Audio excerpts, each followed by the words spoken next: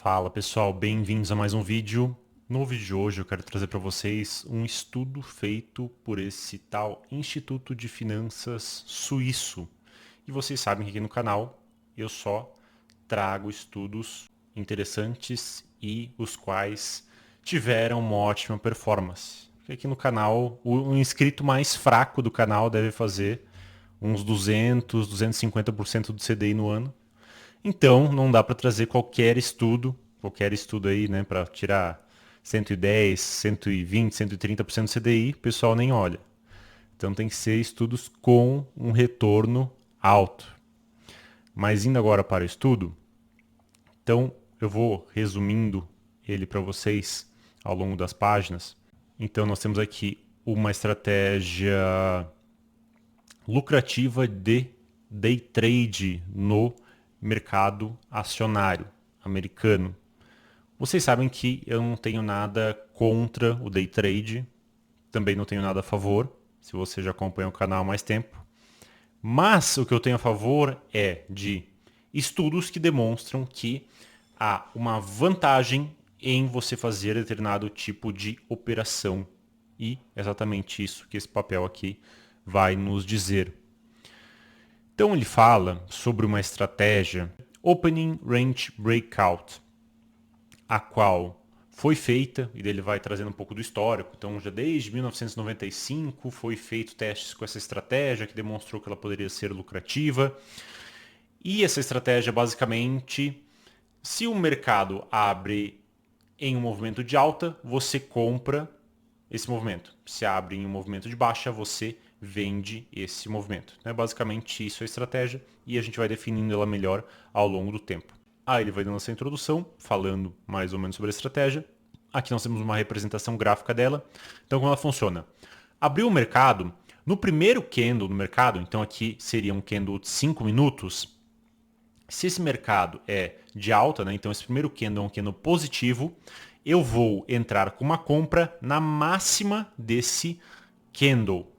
E se o mercado abre tendo um candle de baixa nos primeiros 5 minutos do mercado, nesse primeiro candle, eu vou fazer uma venda no rompimento da mínima desse candle. E aí eu vou segurar ao longo do dia essa operação. Então, essa é a estratégia, a tal da Orb. Aí ele fala um pouco da história dessa estratégia, falando que ela foi introduzida em 1990. E daí fala que ela tinha essa característica de olhar em time frames maiores, depois foi para time frames menores, que na época, né, até 1990, até inclusive porque a liquidez não era tão grande e as taxas eram muito altas, então fazer aquelas operações de curto prazo, não que elas não fossem lucrativas, mas as taxas são tão altas e às vezes os spreads também são tão altos para você fazer esse tipo de estratégia que ela acaba te dando um prejuízo, mesmo sendo uma estratégia boa.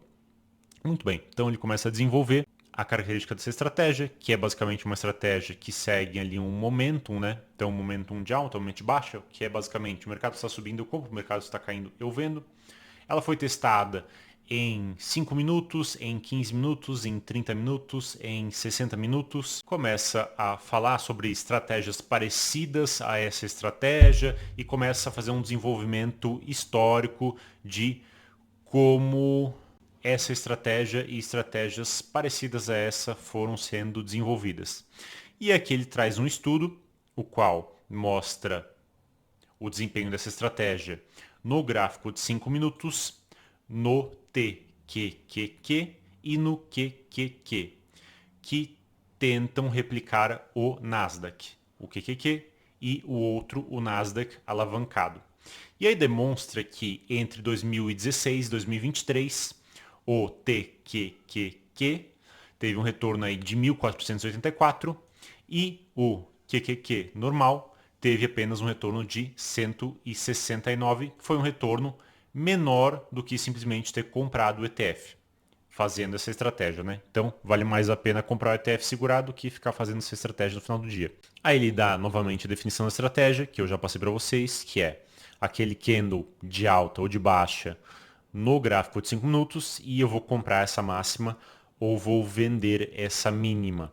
Ele continua discorrendo sobre isso, começa a falar sobre utilizar VWAP também na estratégia, sobre utilizar Average True Range também na estratégia, utilizar o não Profit Target. Começa a discorrer sobre formas de melhorar essa estratégia. Eu vendo aqui, coloco o meu stop loss 10% do ATR e saio dela e saio dessa operação no final do dia. Muito bem. Aí ele começa a falar da estratégia dele, como vai funcionar. Ele quer ações com um preço acima de 5, para não ser aquelas penny stocks. Ele quer que nos últimos 14 dias o volume negociado seja de pelo menos 1 milhão de cotas por dia. E ele quer que o average true range, ou seja, aquela flutuação da ação, seja pelo menos 0,50 centavos nos últimos 14 dias. Então não quer aquela ação muito parada, quer uma ação que se mexa. Então aquelas ações precisam ter no mínimo isso para que ele entre nessa operação. Agora as condições de entrada. Se essa ação for elegível para ele entrar, ele vai colocar uma ordem para entrar nessa operação, na máxima, caso seja um candle de alta, ou na mínima, caso seja um candle de baixa, no primeiro candle do dia de 5 minutos. E aí ele vai ter um stop loss que vai ser 10% do ATR e ele vai sair dessa operação no fechamento do dia. Então ele quer pegar uma tendência nesse mercado, né? Ele quer ver um movimento de alta no primeiro candle ou de baixa, ele tenta entrar a favor do movimento, imaginando que vai haver uma continuação nesse movimento. Vai ser um dia de tendência, seja para cima ou para baixo, e com isso ele vai ganhar dinheiro no final do dia ao longo de uma infinidade de ocorrências, né? Ele vai falar também sobre o tamanho da posição, então ele vai arriscar 1% da conta dele em cada operação, coloca aqui também custos e o capital inicial. Ele vai começar em janeiro de 2016, 1 de janeiro, e vai terminar esse backtest em 31 de dezembro de 2023. Aí ele começa aqui a falar um pouco sobre os resultados da estratégia. Eu vou já trazer o gráfico para vocês, para ficar mais fácil de vocês observarem. Então, o resultado dessa estratégia não foi muito bom. Então ele fala aqui que o retorno dele foi apenas $7.500 com essa estratégia, começando com um patrimônio de 25 e comprar o S&P 500 e segurar, você teve um retorno de $50 mil. Então você ganhou muito mais investindo no S&P 500 do que fazendo essa estratégia.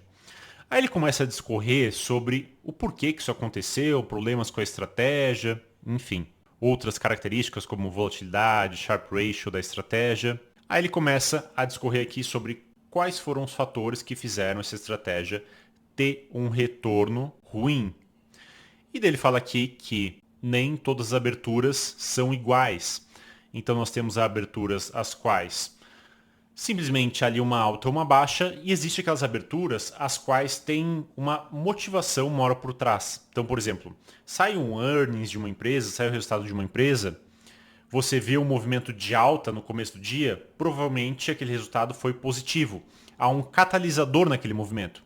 Agora, se você pegar um dia aleatório de uma empresa e ver ela abrindo em alta ou em baixa, nos primeiros 5 minutos, naquele primeiro candle de 5 minutos, isso não quer dizer que vai ter um movimento forte de alta ou um movimento forte de baixa. Pode ser que o mercado reverta, inclusive, uma chance razoável disso acontecer. Agora, quando existe um catalisador, aí a conversa é outra. E como nós vamos medir quando há esse catalisador? Então ele fala aqui sobre os motivos, né, do mercado abrir com movimentos de alta ou de baixa, e dele fala sobre ter um catalisador, ter um gatilho para entrar nessa operação. Então ele continua escorrendo aqui, e o gatilho que ele quer utilizar é justamente um volume acima da média. Então ele vai pegar o volume daquela ação ao longo de um período, não no dia inteiro, mas sim o volume nos primeiros 5 minutos daquela ação. Então qual que é o volume médio que aquela ação tem nos primeiros 5 minutos do dia, naquela abertura do mercado? Então ele vai utilizar essa estratégia de volume relativo. Se esse volume é muito maior do que essa média, seja em um movimento de alta ou movimento de baixa, aí ele vai entrar a favor desse movimento. Caso esse volume não seja muito acima desse valor médio, aí ele não vai entrar nessa operação. Então ele fala aqui que ele vai pegar as 20 ações que estão tendo o maior volume relativo nesses 5 minutos de abertura do mercado. Então aqui a nova estratégia vai ser preço da ação acima de 5, volume negociado nos últimos 14 dias acima de 1 milhão de cotas por dia, um ATR nos últimos 14 dias maior do que 0,50, tudo igual até aqui. O volume relativo tem que ser pelo menos 100%, ou seja, um volume acima da média, e ele vai operar aquelas 20 ações as quais tiveram o maior volume relativo. E aí embaixo nós temos o gráfico com o resultado dessa estratégia.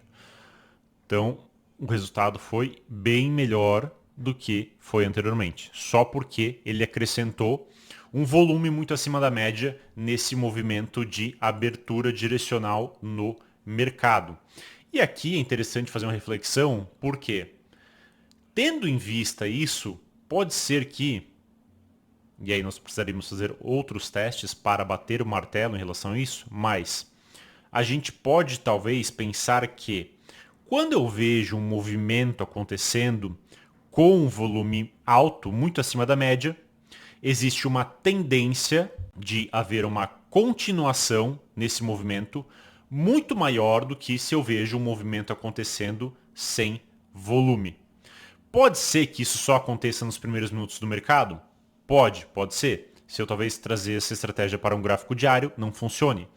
Ou se eu colocar num gráfico até de 30 minutos, 60 minutos, não vai funcionar tão bem assim. E é isso que a gente vai ver logo após esse gráfico aqui, né? Então ele começa a falar que a estratégia teve um resultado muito melhor, que ele arriscou 1% aqui de novo por operação. Então foi tudo igual, ele só acrescentou volume.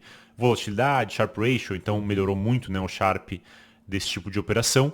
Então continua a discorrer aqui sobre os resultados. E agora ele vai trazer essa mesma estratégia, só que em vez de só utilizar 5 minutos, ele vai utilizar os 15 primeiros minutos do mercado, os primeiros 30 minutos do mercado e os primeiros 60 minutos do mercado. Olha que interessante, os primeiros 5 minutos deram muito certo, a estratégia teve uma lucratividade muito boa. 15 minutos teve uma lucratividade boa, o combo eu acredito que deva ser uma média entre as estratégias. Aí nós temos também 30 minutos, que foi aqui o pior retorno, e 60 minutos, que foi o segundo pior retorno. Então percebam que, olhando a estratégia dos 5 minutos, nós já tiramos uma lógica dessa operação. Então se tem mais volume, isso pode demonstrar que há mais força nesse movimento, logo eu quero entrar a favor do movimento. Aí nós olhamos esse gráfico e pensamos já, não, peraí, isso aconteceu com 5 minutos, mas com 15 minutos isso aconteceu também, então deu certo.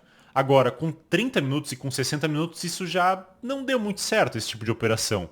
Teve um resultado ali muito baixo, né? Então, ao longo de, acho que foram 7, quase 8 anos de backtest, ter um retorno sobre um patrimônio de 25 mil dólares de 2 mil dólares, 3 mil dólares, 5 mil dólares, 7 mil dólares, é um retorno muito baixo. E também com um drawdown bem alto aqui, né, se a gente for olhar. Então, será que essa lógica de o movimento acontecer com um volume maior não faz sentido? Então percebe que, observando um fato, um backtest, a gente pode deduzir uma certa regrinha. Aí eu olho para outros fatos e outros backtests, aí eu começo a repensar essa regrinha. Opa, peraí. Então, o volume no movimento melhorou nos 5 minutos, mas em outros time frames ele não teve essa melhora. E outra coisa, nos primeiros 5 minutos. Talvez se eu pegar um gráfico de 5 minutos lá no meio da tarde e ter um candle de alta, um candle de força, como gostam de chamar, com muito volume para cima ou para baixo, e eu por causa disso entrar a favor desse movimento, talvez essa também seja uma estratégia perdedora. Então perceba que eu consigo tirar dessa estratégia, entrando a favor do movimento no gráfico de 5 minutos, no primeiro candle do dia, um retorno muito bom. Mas se eu pegar esse tipo de estratégia e jogar ele em diferentes time frames, em diferentes cenários de mercado ou em diferentes horários durante o dia, aí essa estratégia provavelmente não funcione tão bem, como é o que nós estamos vendo aqui com o time frame de 60 minutos e 30 minutos. Então ele começa a discorrer sobre os resultados, então a volatilidade, Sharpe Ratio das diferentes estratégias, Basicamente a mesma estratégia, a única coisa que muda são time frames diferentes. E daí também ele vai trazer aquelas ações que tiveram a melhor performance e a pior performance dentro dessa estratégia ORB, como nós falamos no início do vídeo. Então ele traz aqui aquelas que tiveram a melhor performance e aquelas que tiveram a pior performance. Não dá para concluir muita coisa a respeito das melhores e das piores. O que, assim, dá talvez para a gente analisar é que aquelas ações que tiveram uma tendência maior durante esse período em que houve esse backtest, elas tiveram um retorno melhor nessa estratégia do que aquelas empresas, aquelas ações as quais não pegaram tantas tendências ao longo desses anos de backtest. Então, analisando o tipo de ação que performou melhor ou pior, eu consigo inferir que talvez exista essa lógica entre uma coisa e outra. Então, aquelas ações com mais momentum, que pegaram mais tendências fortes ao longo desses anos, tiveram um resultado melhor, e aquelas mais laterais, que não pegaram tantas tendências, tiveram um resultado pior.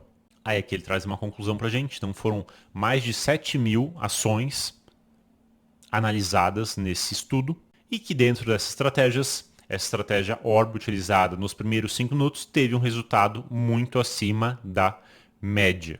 E daí aqui nós temos os autores desse estudo. Bem, pessoal, então pelo vídeo de hoje é isso. Espero que tenham entendido, espero que tenham gostado. Um abraço e até o nosso próximo vídeo.